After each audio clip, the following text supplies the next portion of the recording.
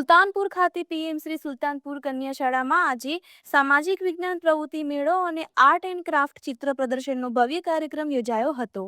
આ કાર્યક્રમમાં ધોરણ 6 થી 8ની વિદ્યાર્થીનીઓએ ઉત્સાહપૂર્વક ભાગ લઈને સામાજિક વિજ્ઞાનના વિવિધ વિષયો પર સુંદર મોડેલ્સ, પ્રોજેક્ટ્સ અને ચાર્ટ્સ રજૂ કર્યા હતા।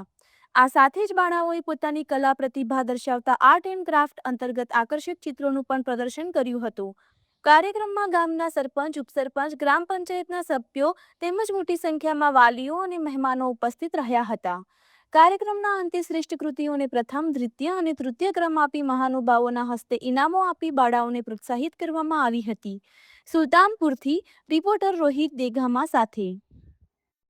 આજરોજ પીએમસી સુલતાનપુર પ્રાથમિક કન્યા શાળામાં સામાજિક વિજ્ઞાન પ્રદર્શન પ્રવૃત્તિ મેળો અને આર્ટ એન્ડ ક્રાફ્ટ ચિત્રનું પ્રદર્શન યોજવામાં આવ્યું હતું, જેમાં 6 થી 8ની દીકરીઓએ વિવિધ પ્રવૃત્તિઓ, મોડલ્સ સામાજિક વિજ્ઞાનના રજૂ કર્યા હતા અને ચિત્રનું 6 થી 8ની દીકરીઓએ વિવિધ પ્રકારના ચિત્ર બનાવ્યા હતા, આર્ટ એન્ડ ક્રાફ્ટના ચિત્ર બનાવી રજૂ કર્યા હતા।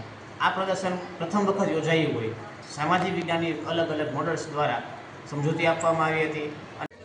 નમસ્તે, મારું નામ પરમાર યશવી પરેશભાઈ છે। હું ધોરણ 7માં અભ્યાસ કરું છું। મારી શાળાનું નામ પીએમસી સુલતાનપુર કન્યા શાળા છે। આજે મેં એક સામાજિક વિજ્ઞાનનો પ્રયોગ બનાવેલો છે। આ પ્રયોગ એટલા માટે બનાવેલ છે કારણ કે આપણે અલગ અલગ જગ્યાએ ફરવા જતા હોઈએ છીએ, પણ આપણને એ નથી ખબર હોતી કે એ જગ્યાની ખાસિયત, તેનો ઇતિહાસ શું છે। એટલા માટે મેં દિલ્હીના 3 અલગ અલગ ઇમારતો લીધેલી છે। સૌથી પહેલાં છે લાલ કિલ્લો। લાલ કિલ્લો એટલા માટે લાલ કિલ્લો શાહજહાંએ 1638 થી 1648 વચ્ચે બનાવ્યો હતો। લાલ કિલ્લામાં કુલ 3 ભાગ છે, દીવાન એ આમ, દીવાન એ ખાસ અને રંગમહેલ। દીવાન એ આમમાં રાજા તેમને જે આમ જનતા હોય તેમની સાથે રહેતા, દીવાન એ ખાસમાં તે તેમના ખાસ મહેમાનો સાથે રહેતા, અને રંગમહેલમાં એ તેમની શાહી પત્નીઓ સાથે રહેતા। આ આખા કિલ્લાને કિલ્લાએ મુબારક પણ કહેવામાં આવે છે। આ આખો કિલ્લો યમુના નદી પાસે આવેલો છે અને આને વર્લ્ડ હેરિટેજનો એવોર્ડ પણ મળેલો છે। આ છે કુતુબ મિનાર। કુતુબ મિનારનો પહેલો માળ કુતુબુદ્દીન ઐબકે બનાવ્યો હતો અને પછી તેનું અવસાન થઈ ગયું, એટલા માટે આગળના માળ ઇલ્તુત્મિશે બનાવ્યા હતા। આ આખો મિનારો વિશ્વ પ્રસિદ્ધ મિનારો છે અને સૌથી ઊંચો મિનારો છે। આ આખા મિનારામાં 379 જેટલી સીડીઓ આવેલી છે। આ છે ઇન્ડિયા ગેટ। ઇન્ડિયા ગેટનો ઇતિહાસ જાણવો તમને ગમશે, કારણ કે ઇન્ડિયા ગેટ શા માટે બનાવવામાં આવ્યો હતો એ તમને જાણવું ગમશે। ઇન્ડિયા ગેટ એટલા માટે બનાવવામાં આવ્યો હતો જ્યારે 1921 થી 1931 વચ્ચે જ્યારે પ્રથમ વિશ્વ યુદ્ધ થયું ત્યારે જે 90,000થી વધારે જે સૈનિકો શહીદ થઈ ગયા હતા, એમના સ્મારક તરીકે ઇન્ડિયા ગેટ બનાવવામાં આવેલ છે। ઇન્ડિયા ગેટને ઓલ ઇન્ડિયા મેમોરિયલ તરીકે પણ ઓળખવામાં આવે છે અને ઇન્ડિયા ગેટ સૌથી સરસનું છે અને દિલ્હીમાં જોવાલાયક પણ સ્થળ છે। તેમના જે ડિઝાઇનર હતા એમનું નામ એડવિન હતું। Thank you.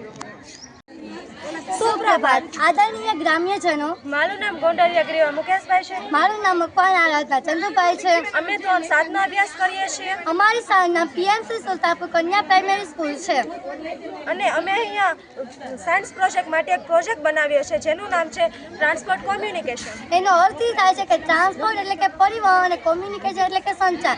ઉદાહરણ તરીકે ટ્રાન્સપોર્ટમાં આવશે બસ, ટ્રેન, કાર અને સંચારમાં આવશે ઇન્ટરનેટ અને મોબાઈલ। અમે એક સેટેલાઇટ દર્શાવ્યો છે। સેટેલાઇટના ઘણા બધા ઉપયોગો છે, પણ અમે અહીંયા તમને 3 ઉપયોગો કહીશું। તો કે પહેલો ઉપયોગ છે તો કે રેડિયો પ્રસારણ અને ટીવી, અને બીજો ઉપયોગ છે તો કે મોબાઈલ ફોન અને ઇન્ટરનેટ સેવા, ત્રીજો ઉપયોગ છે તો કે લાઈવ સમાચાર અને કાર્યક્રમો, જે ભારત ક્ષેત્રમાં ઇસરો ખૂબ જ મહત્વપૂર્ણ કામગીરી નિભાવે છે।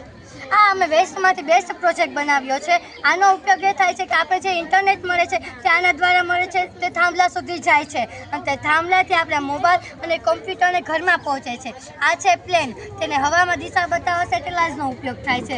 જહાજને દિશા બતાવવા પાણીમાં સેટેલાઇટનો ઉપયોગ થાય છે। રોડ, રસ્તા, વાહનો એ પણ સેટેલાઇટ ઉપયોગ છે। Thank you.